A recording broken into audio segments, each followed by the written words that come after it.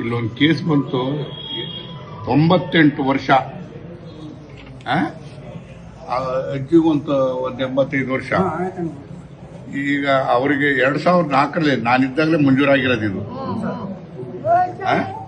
2004 ಮಂಜೂರಾಗಿರೋದು, ಇವತ್ತುವರೆಗೂ ಮುಂಜೂಚೂಟಿ ಕೊಟ್ಟಿಲ್ಲ. ನೋಡಪ್ಪ, ಏನಾರ ಮಾಡಿ ಇದೊಂದು ರೆಡಿ ಮಾಡಿಸ ನಾನೇ ಕೊಡ್ತೀನಿ. ಇದಕ್ಕೆ ತರಿಸಿ ನೋಡಿ. ಈಗ ಸಾಗುವಳಿ ಚೀಟಿ ಕೊಡ್ತಾ ಇದೀವಿ. 3 ಎಕರೆ ಜಮೀನು ಮಂಜೂರಾತಿ ಆಗ್ತಾ ಇದೆ. ನಿನಗೆ ಮಂಜೂರಾತಿ ಪತ್ರನ ನಿನ್ ಕೈಗೆ ಕೊಡ್ತಾ ಇದೀವಿ. ಇವತ್ತಿಂದ 3 ಎಕರೆ ಒಡೆಯ, ನೀನು ಜಮೀನು ನೋಡಿಯ.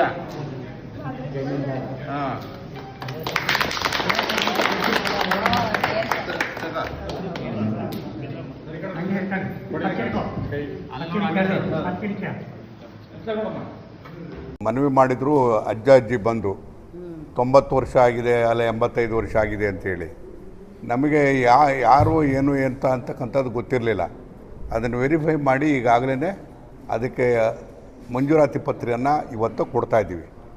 ಅಂದರೆ ನಮ್ಮ ಅವಧಿನಲ್ಲಿ ಯಾವುದೇ ರೀತಿಯಲ್ಲೂ ಕೂಡ ಯಾರಿಗೂ ಅನ್ಯಾಯ ಆಗದೇ ಇರತಕ್ಕಂಥ ರೀತಿಯಲ್ಲಿ ನಮ್ಮ ಆಡಳಿತ ವರ್ಗ ಎಲ್ಲದೂ ಕೂಡ ಸಿದ್ಧತೆ ಮಾಡ್ಕೊಂಡಿದೆ. ವಿಳಂಬ ಆಗಿರ್ಬೋದು, ತೊಂದರೆ ಆಗೋದಿಲ್ಲ. ಯಾವುದೇ ರೀತಿಯಲ್ಲೂ ಕೂಡ ಅರ್ಹರಿಗೆ ಹಕ್ಕುಪತ್ರಗಳನ್ನ ಅಥವಾ ಮಂಜೂರಾತಿ ಪತ್ರಗಳನ್ನ ಕೊಡ್ತಕ್ಕಂಥ ಕೆಲಸವನ್ನು ಮಾಡ್ತೀವಿ. ಉದಾಹರಣೆಗೆ ನಾನು 2004ರಲ್ಲಿ ನಾನು ಮಂತ್ರಿಯಾಗಿದ್ದಂಥ ಸಂದರ್ಭದಲ್ಲಿ ಕೆಲವರಿಗೆ ಮಂಜೂರಾತಿಯನ್ನು ಮಾಡಿ ತಿಳುವಳಿಕೆ ಪತ್ರ ಅಂತ ಕೊಟ್ಟಿದ್ವಿ. ದುಡ್ಡು ಕಟ್ಟಿ ಅಂತೇಳಿ ಕೊಟ್ಟಿದ್ವಿ. ಭಾಳಷ್ಟು ಜನ ದುಡ್ಡು ಕಟ್ಟಿರಲಿಲ್ಲ, ತಗೊಂಡಿರಲಿಲ್ಲ, ಅದೇ ಹಕ್ಕುಪತ್ರ ಅಂತ ತಿಳ್ಕೊಂಬಿಟ್ಟಿದ್ರು. ಇವತ್ತು ಅಂತ ಒಂದು ಪ್ರಕರಣನೂ ಕೂಡ ಬಂತು.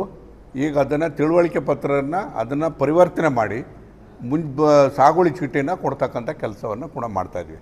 ಅಂದರೆ ಎಲ್ಲೋ ಒಂದು ಕಡೆಗೆ ಕಳೆದ 20 ವರ್ಷದಿಂದ 22 ವರ್ಷದಿಂದ ಇತ್ಯರ್ಥ ಆಗದೆ ಇರತಕ್ಕಂಥದ್ದು ದಾಖಲೆಗಳೆಲ್ಲದೂ ಕೂಡ ಅರ್ಜಿದಾರರು ತಂದು ಕೊಟ್ಟಂಥ ಸಂದರ್ಭದಲ್ಲಿ ಮಂಜೂರಾತಿ ಮಾಡ್ತಕ್ಕಂಥ ಕೆಲಸವನ್ನು ಮಾಡ್ತಾಯಿದ್ವಿ. ನನಗೆ ಇವತ್ತು ನಮ್ಮ ಸದಸ್ಯರು, ಇವತ್ತು ಭೂ ಮಂಜೂರಾತಿ ಸದಸ್ಯರು ಮತ್ತು ಆಡಳಿತ ತಹಸೀಲ್ದಾರರು ಮತ್ತು ರೆವಿನ್ಯೂ ಇನ್ಸ್ಪೆಕ್ಟರ್ ಎಲ್ಲರೂ ಕೂಡ ಸ್ಪಂದಿಸ್ತಾ ಇದ್ದಾರೆ. ಕೊಡಬೇಕಾದಾಗ ಚರ್ಚೆಗಳಾಗ್ತದೆ, ಎರಡೂ ತೊಡರುಗಳಾಗ್ತದೆ.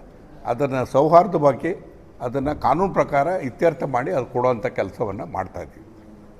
ಅದಕ್ಕೆ ಒಂದು ಉದಾಹರಣೆ ಅಂದರೆ ಇದೆ.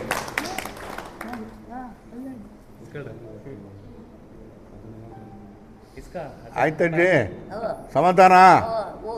ಇವತ್ತಿಂದ 3 ಎಕರೆ ಈಗ ಇದು ಖಾತೆ ಆಗಿದೆಯಲ್ಲ, ನಾಳೆ ನಾಡಿದ್ದು ಖಾತೆನೂ ಆಗುತ್ತೆ. ಇನ್ನೊಂದು 2-3 ದಿವಸ ಖಾತೆ ಬಂದ್ಮೇಲೆ ತಿರುಗಿ ಇನ್ನೊಂದ್ಸರಿ ಕರಿತೇವೆ. ಅವಾಗ ಖಾತೆ ನಿನ್ನ ಕೈ ಕೊಡ್ತೀವಿ. ಖಾತೆ ಪಾಣಿ ಇವೆರಡೇ ತಾನೆ. ಅದನ್ನೇ ಖಾತೆ ಪಾಣಿನೂ ಮಾಡ್ಕೊಡ್ತೀವಿ. ಅದಕ್ಕೆ ಯಾರ ಹತ್ರ ನಾನು ಮಂತ್ರಿನೇ ಈಗ ಮುಖ್ಯಮಂತ್ರಿ